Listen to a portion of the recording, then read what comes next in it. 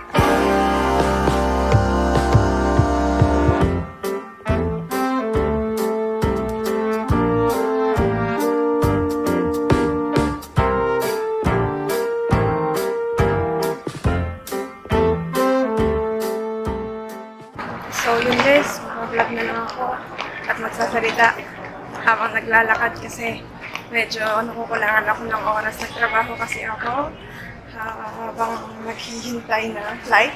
At ngayon ay 10 minutes na lang boarding time ko na. Hanapin ko pa yung gate ko, sana hindi nagbago kanina. At mag-freshen up din ako syempre dahil natutulog tayo sa aeroplano.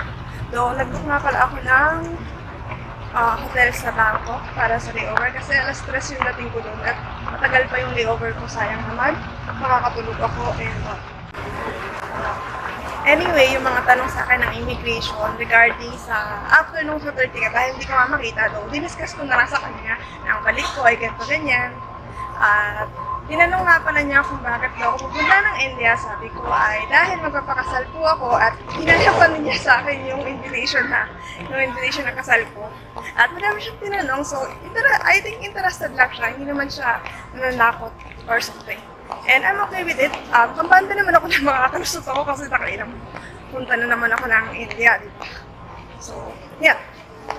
Ayun. After nun, yung security, then ayun nga, nagpunta ako ng Boss Coffee, nagtrabaho ko, at nakikita nyo ba na nagpalit ako ng damit? Hindi ako nagpalit ng damit, nagtanggal ako ng jacket. Kasi ang init sa Boss Coffee. And okay naman, nakagawa ako ng 2 articles habang naghihintay ng flight, mga 1 hour, mahigit din ako doon. And ayun.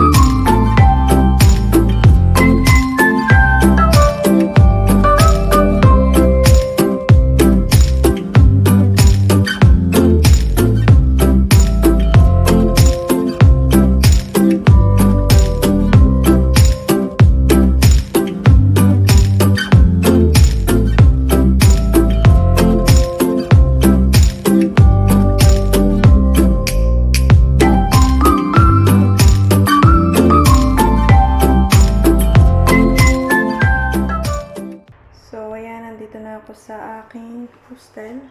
Lang siya, maliit lang siya, twin room. Mura lang kasi to, 400 baht lang to. Saka malapit siya sa airport, kaya kinuha ko. At medyo ako magsalita. Kasi binuhat ko ba naman to, second floor yun. 19 kilos yan. Ayun. Tayo naman sa CR. So, ito naman yung shower nila. Ayan. At pagpasok mo, kailangan mo magpalit ng sapatos. Suot mo na ang sapatos. Yan. Shared bathroom to. Yan, okay naman. Mukhang malinis, di ba? Madami din siya pala. Ayan, yung sariling shower, tapos may toilet din. Ayan guys, nag-toothbrush lang ako, saka nagkilamos ng mukha. So, tulog na ako muna ngayon. Bukas na ulit.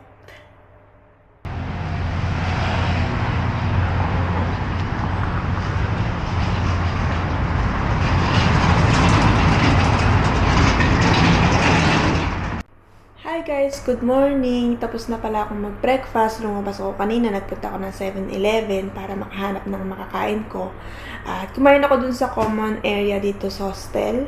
Kaya lang yung yung common area ay wala yatang saksakan doon. So, hindi na ako dun mag-work. Though gusto ko sana mag-work doon kasi may lamesa. Dito sa kwarto kasi wala. So, dito na lang sa kama. Bahala na, tsaga-tsaga na lang muna. And, ayun, mamaya pa yung flight ko, 7 o'clock ng gabi dun sa Don Muang Airport. Pero alis siguro ako dito mga 2 o'clock.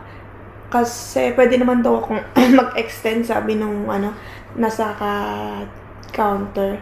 Pwede daw akong mag-extend ng walang additional na bayad. Siguro nga kasi late na ako nakapag-check-in dito, alas 4 na ng madaling araw. So, yung pinayagan naman nila ako ng late check-out. So, habang naghihintay tayo, mag-work muna tayo kasi hindi rin siguro ako makatulog dahil lagi ko ding iniisip yung trabaho ko. Ayun guys, nag-work ako ng 3 hours, then nag-shower ako at lalabas ako ngayon para kumain ng lunch ko kasi 12:30 na ngayon. Then, ang plano ko umalis dito ng 1:30, then punta nga ulit ng Bangkok Airport, then from there, sasakay ako ng shuttle bus papunta ng Don Muang Airport. So, tingnan natin. Bago din pala yun, bibili nga pala ako ng mga pagkain sa 7-Eleven na pwede kong madala sa India. Ito nga pala, may mga street food dito sa labas ng hotel. Ayan. Ito lang ako makain. Para ma-experience ko naman kumain ng street food ngayon dito sa Thailand. Kaya parang gusto ko ng pad thai, pero nakakita ko ng omelette oyster. Nakalimutan ko palang magdala ng tubig. Sige na lang ulit ako dito. So, for our street food Thai lunch for the day, ito ang in-order ko, chicken rice. May kasama siyang soup. Mussel omelette. Yung parang tahong na omelette din. Orange juice. Let's eat! Ayan, tapos na ako kumain dito ako sa 7-Eleven ngayon. Maghahanap ako ng pwedeng mabili at madala sa India. Yung malaki yung 7-Eleven nila dito sa tabi ng hostel na. Hotel, something like that. Paras lang yun, parang kasi siya more hostel kaysa sa hotel. So, pakita natin. Ayan. Ito yung mga noodles na dito. Ito naman yung mga cold drinks nila. May gusto akong bilhin dito, yung parang Bear Brand. Nakita ko kanina dito. Nandito yun. Ang cute! Ito, bibili ako ng ganito. Ang cute kasi kakaiba. Nakamura lang siya, 15 baht. Parang nasa naman yan. 25 pesos. Bili tayo. Ayun, may matcha oat milk. Okay, bili ko pa naman ng matcha ngayon. Meron din silang iba't ibang Meiji na drinks. Ayan. Pero wala nung Meiji na iniinom ko. Yung milk lang. Pero pala ito, mga Dutch milk. Meron yung malaki. Ito yung iniinom ko. Kaya lang, ang bigat naman yung kung babalik po sa India. Meron naman sa airport. Wala na ako bibili. Ito rin pala yung mga beauty products dito sa Thailand. Yan. Iba't ibang beauty products. Pero hindi na ako bibili kasi mahal. Mura sa India yung mga beauty products. In my, yung mga binibili ko mas mura siya. Meron din kasi mga Himalaya dito and mahal.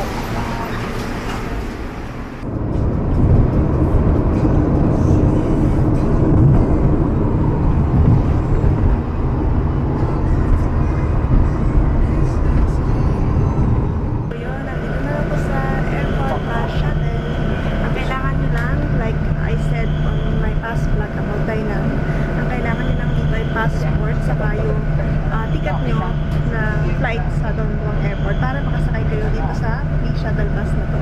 Dapat within the day or tomorrow yung ticket nyo para ma-qualify kayo doon sa airport bus link na to.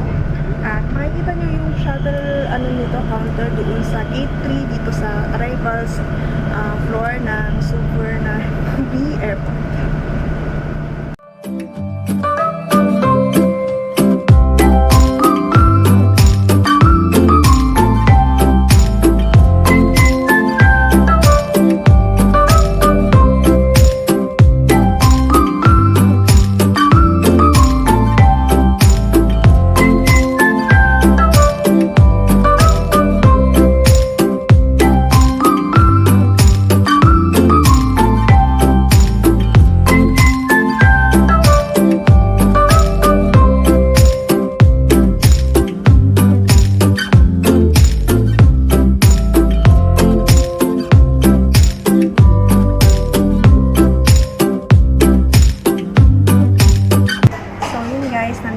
Sa Don Muang Airport at habang naghihintay ng flight ko kasi 7:30 pa yon, ngayon ay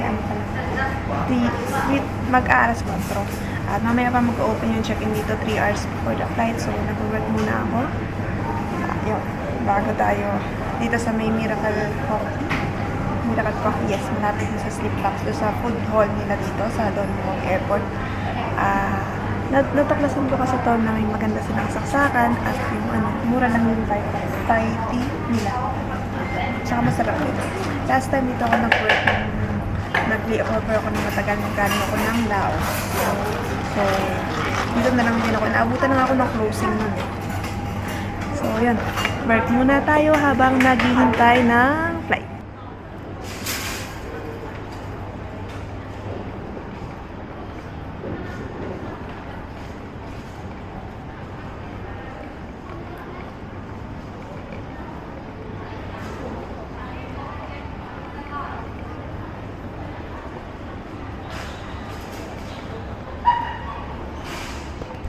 Ayun guys, nandito na ako sa boarding gate at medyo nagtagal ako sa check-in ha. Ang tagal tinignan nung nasa counter yung visa ko at tinanong pa nga niya ako kung bakit daw, kung isang beses ko pa lang daw nagamit yung visa na yun. Bago kasi yung visa ko ngayon dahil nag-expire yung visa ko last month, noong October. Isa yun sa mga dahilan kung bakit umuwi ako ng October kasi nga mag-expire yung visa ko. At hindi ako pwedeng magstay sa India nang expire yung visa ko. So, nag-renew ako kaya umuwi ako ng Pilipinas. Ngayon, umulit ako ng bagong visa. Ayun, medyo chinek niya. Siguro nagtataka yung nasa counter kung bakit pabalik-balik ako sa India or kung may rules ba sa ganito, ganyan. Yan. Pero okay naman, nagtagal ko lang doon. Siguro ako, mga 8 minutes siguro ko nandun. Pero di naman niya ako tinanong. Ang tinanong niya lang talaga sa akin kung isang beses, eto pa lang daw yung beses na magagamitin ko yung visa na yun. Ayun, 1 hour na lang, boarding na ang aking aeroplano. And see you again, Jaipur! India again for the 4th time this year.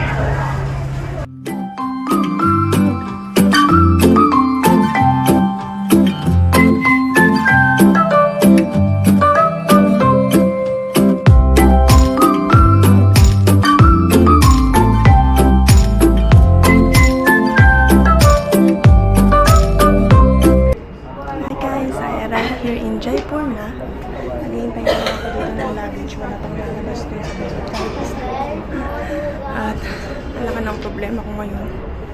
Nawawala yung SIM card ko. India. So, hindi ko makontak si Ritesh. Pero sana nasa labas na si Ritesh ngayon. Nasa pa naman namin 11 o'clock. Mag-11 o'clock na. At wala pa rin yung package namin. Hindi pa nalabas. So, yun.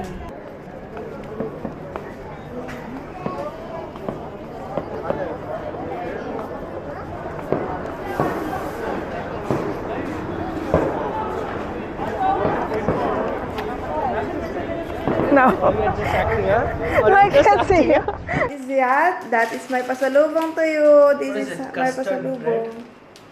Yes, it's a custard bread from Thailand. Oh, nice. Pandan. I bought And it in 7-Eleven. patata. Yeah, because Ritesh daw is hungry.